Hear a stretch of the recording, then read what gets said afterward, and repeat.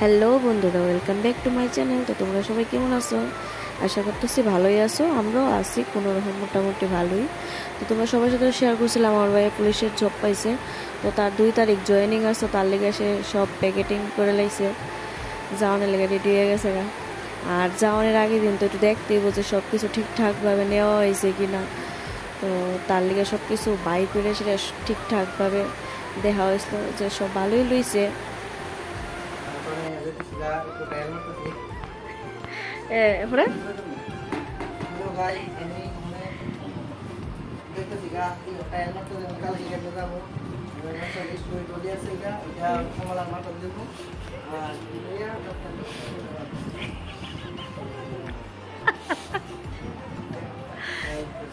আচ্ছা, সুন্দরই লাগতেছে।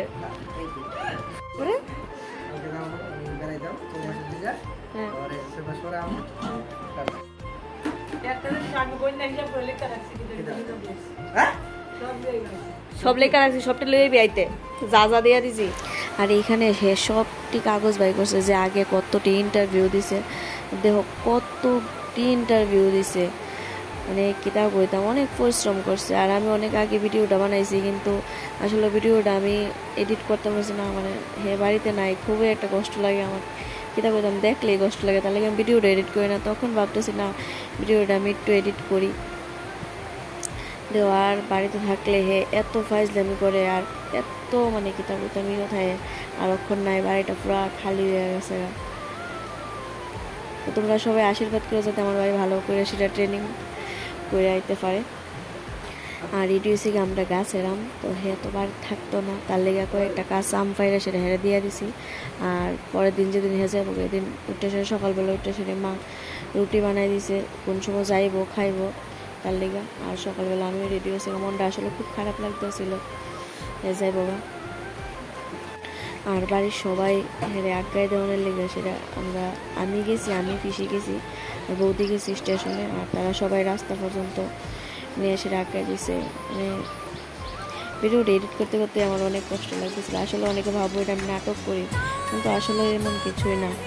মানে ছোটো থেকে ভাই বোন একসাথে বড় হয়েছি, তো একটা কিছু খাইলাম, দুই ভাই বোন মিললে একসাথে খাইছি, তো তার থেকে হে অক্ষণ নাই, মানে কেমন তোরা খারাপ লাগতেছে এটা একমাত্র মানে আমি বুঝি।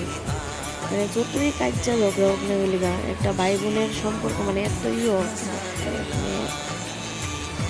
মানে কইয়া বুঝাইতে পারতাম না কেউরই। তো আমরা যাওয়ানের লেগা অটো আয়া করছে, সবার সাথে দেখা টেহা করে গেছে। আমি পিসি বৌদি আর আবুরা মিল্লা সেটা সবাই মিল্লা দিয়ে সেটা স্টেশনে দিয়েছি। আর বাড়ি থাকলে সারাটা দিন মানে সারা বাড়ি গরম করে রাখে।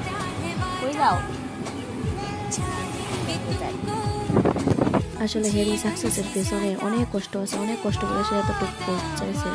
আর ধন্যবাদ মা আর আমার পিসিদের, কারণ তারা আমরা এত ভালো করে মানুষ করছে। আর আমরা ফাইনালি নিচে দাঁড়াইতে পারছি স্টেশনে। আর ট্রেন তো আইসে না গিয়ে সেটা অনেকক্ষণ সময় বয়ে আসলাম ট্রেনের লেগা।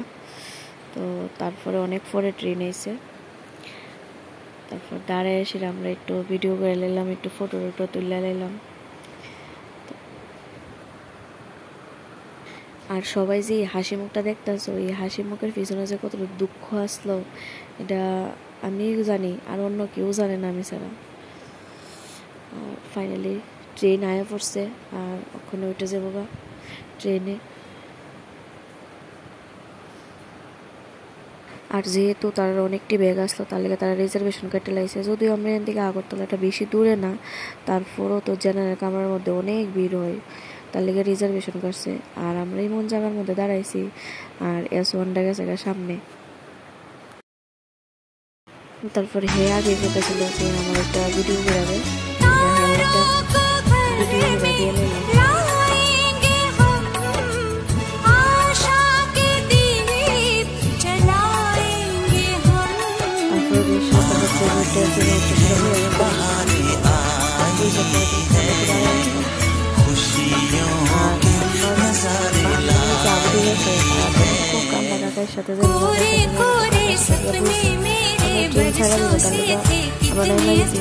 সাথে দিয়ে খেতে এত বৃষ্টি কিতাব পেতাম।